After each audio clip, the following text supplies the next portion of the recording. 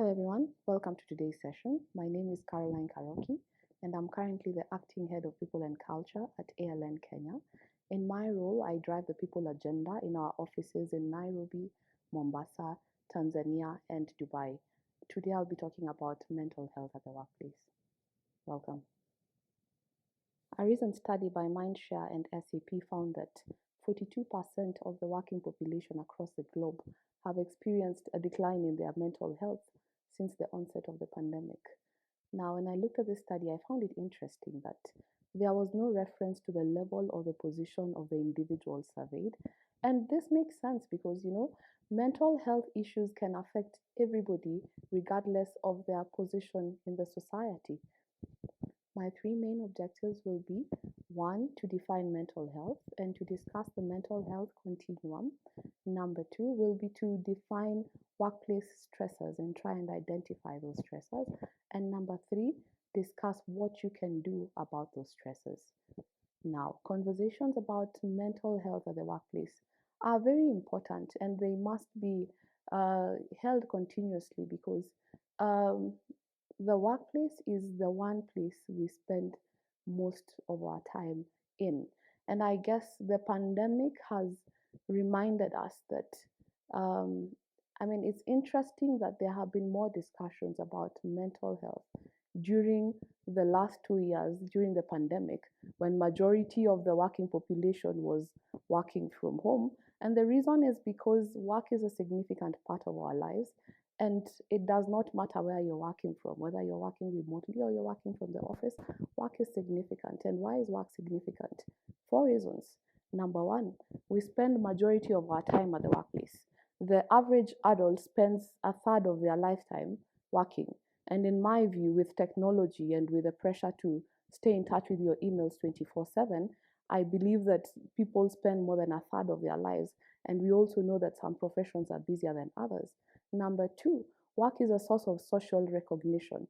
It gives us a source of significance. Whenever you're asked to introduce yourself, it becomes a bit of a challenge when you go to a gathering and you're asked to introduce yourself and not talk about either what you do or where you work. We always have a preference to introduce ourselves as Caroline, this is what I do and this is where I work, because we appreciate that social recognition that comes with work. Number three, work is our source of livelihood. It is where we earn our daily bread. It is where we pay our bills. Number four, the workplace is where we make, most of the times we make friends that sometimes we keep for a lifetime. And lastly, number five, the workplace provides us time structure for our lives. Think about it. You always plan your things around your work schedule. And I guess part of the reason why 42% of the working population has experienced a decline in the mental health during the pandemic is because with the onset of remote working, we have found that the workplace has got a bit into our lives, and for some of the people, the fine line that existed between work and life is becoming dimmer and dimmer. And I mean, that is why we must talk about mental health at the workplace, because at the end of the day, work is a very significant part of our lives. Now, the World Health Organization defines mental health as a state of well-being in which an individual recognizes his or her abilities, is able to cope with the normal challenges of life, and is also able to work fruitfully and productively and have a contribution to the community. In my own simple definition, mental health is the way we think, is the way we feel, and this in turn influences our behavior and our ability to deal with the ups and downs of life. When we experience good mental health, we are able to have a clear sense of purpose and direction. We are able to have the energy to do the things that we want to do. We are able to cope with the normal challenges of life. And I want to stress normal because sometimes there are challenges that require you to reach out to others for support. And what I want to reiterate is that it is okay to ask for support. And when you experience good mental health, you're also able to be productive in your relationships, both in and out of the workplace. Now, mental health is not a binary state. And what's interesting about this is that since you're not either mentally ill or mentally healthy, it means that situations where an individual is experiencing challenges with mental health can go unnoticed and untreated for a long time. Your mental health falls under a continuum, and I'll spend some time just discussing the mental health continuum. Your mental health falls in a continuum, and it ranges healthy to ill. Now, taking you back to our definition of my simple definition of mental health is matters that affect your mental health interfere with your thinking, interfere with your emotion, interfere with your behavior, and interfere with your ability to deal with the ups and downs. Now, let's think about a mentally healthy human being. When you're mentally healthy, you generally feel a sense of calmness and confidence. You have a good sense of humor. You're able to concentrate and focus on tasks, and you're able to take things in stride because we appreciate that in life, sometimes some things will be thrown at you. If you're in a mentally healthy state, you're able to take these things in stride. Now, if you're mentally healthy, you're performing well in your relationships, you're physically and you're physically and socially present, you're able to sleep well, you're feeling energetic. Remember, we said when you experience good mental health, you have the energy to do the things that you want to do. You're able to maintain a stable weight and you have a good appetite. So you're not over or under eating because you're mentally healthy.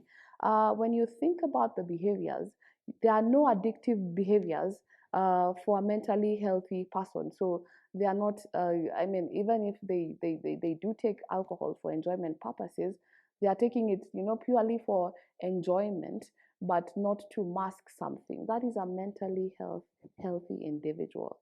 Now you move over to reacting and think about it. I was thinking about, say, myself. If I have come from a period of a lot of demands and then have gone into leave and I have come back, I'm feeling very calm, I'm feeling very confident. At that point, I can run a marathon. Whatever life throws at me, I can handle it. Then, after some time, the work, starts to pile, uh, and it's normal. Again, normal mood fluctuations. Sometimes you can be happy, sometimes you can be upset. Normal mood fluctuations are okay. We have situations at the workplace that, you would meet someone, they provide you with some feedback that's not too good and you feel sad. That is okay. Does not mean you're mentally unhealthy. It is okay as long as it's you don't stay there. You don't stay on there for too long. Then now we move to the second bit of the continuum, which is reacting. When you're reacting, and I want you to think about both yourself and to think about the people you interact with at the workplace. When you're reacting, you now become irritable, and the thing about, say, irritability, when you look at the next stage, which is injured, where you become angry, you can sometimes hide irritability.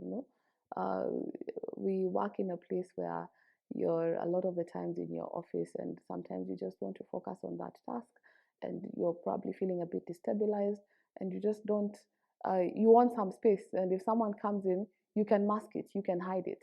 But when you move over to the next stage and you're angry, you're not able to hide it. So when you move to reacting, you're nervous. And I spend some time just trying to evaluate the difference between somebody who is at the reacting stage and somebody who is at the injured stage. If you are nervous, it means you're feeling a temporary sense of insecurity, but that does not stop you from doing something. For example, if you're preparing for a presentation, you can be nervous, of course, because you want to be at your best, but it does not stop you from preparing the presentation. But if you cross over to the next stage, which is injured, and now you're anxious, it means that you're unable to do the things that you ordinarily should do, and that's where you know that something is not going on well. Now, think about the changes in thinking and attitude when you're either reacting or injured. You start getting distracted. Sometimes, perhaps because of the work pressure, you have so much you're focusing on, and the emails just keep popping up, and you start getting distracted. But it does not prevent you from moving on and completing the tasks. But you now take longer because you're a bit distracted if you're at the reacting phase. You start to procrastinate. There's this thing that I just don't want to do. Can I push it to evening? And then you find evening becomes tomorrow, tomorrow becomes the next day, and things just keep piling up. Then now you start getting trouble sleeping.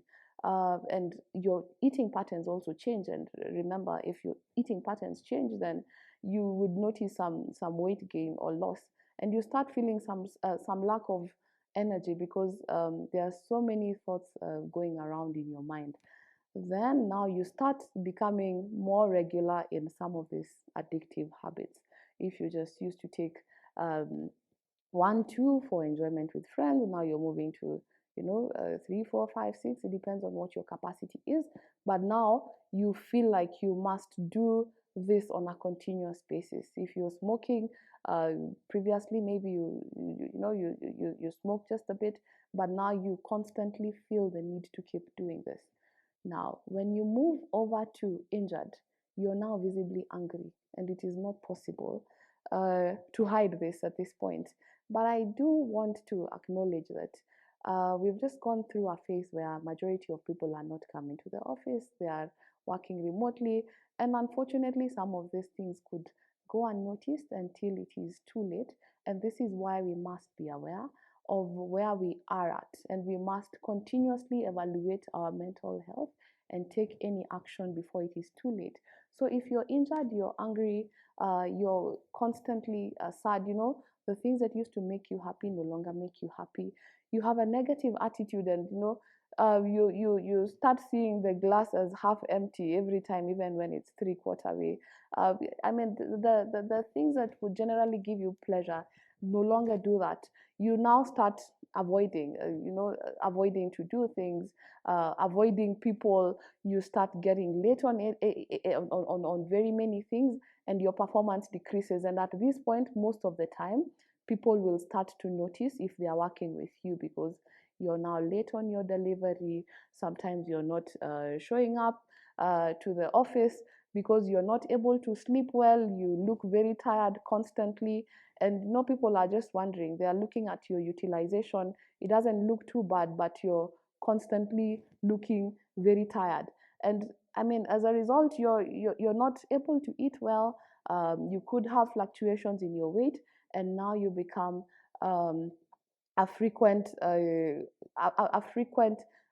person in engaging in addictive behaviors, for example, binge drinking, and it becomes a struggle for you to stop. It's almost like you must engage in these behaviors to keep going.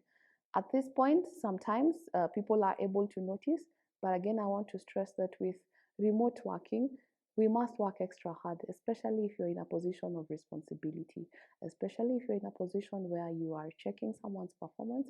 We do need to work extra hard to just find out how our people are doing, and I'll discuss that later on.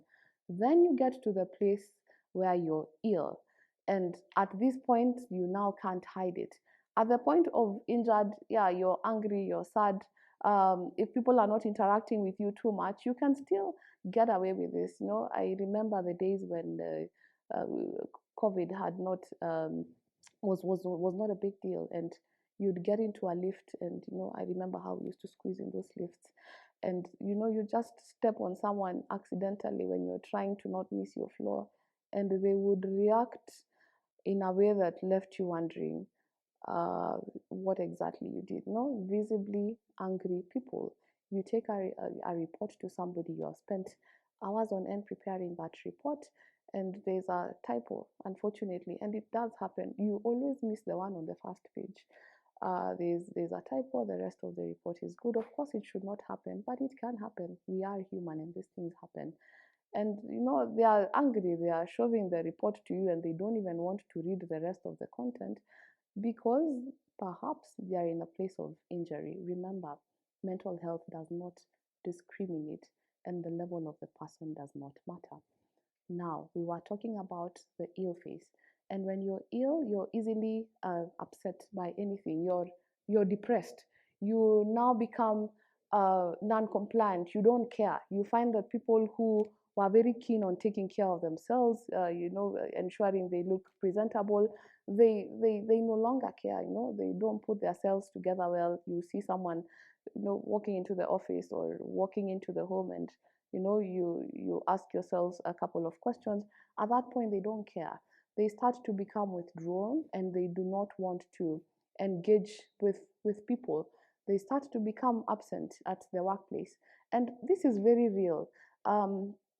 Just very not too long ago, I did witness someone close to me go through this different phases, but because I was not interacting with them on a daily basis, I only ended up discovering this issue when they were ill, and unfortunately, they passed on under very mysterious circumstances. And when I think about it, I could identify some of these things, and we should not get to a point where we cannot catch some of these things early on. So when you're ill, you can't sleep, or you just want to sleep the whole day.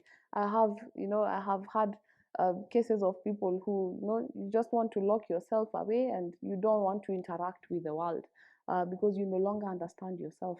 You are constantly exhausted. Remember, we said that when you're mentally healthy, you have the energy to do the things that you want to do. You could also experience extreme weight gain or loss, because remember, your appetite is either non-existent, or you're constantly eating to make yourself feel better. And now you are also engaging a lot in addictive behaviors. The first stage in dealing with mental health is self-awareness. We do need to be able to evaluate ourselves, those close to us, those we work with, pick out some of these things so that we can be able to do something before it is too late. So please take some time and just be very honest, have a very honest discussion. It's just you, and pick out the different symptoms across the different stages in the continuum, and identify where you are at this continuum, and then now we'll have a discussion around what you can do.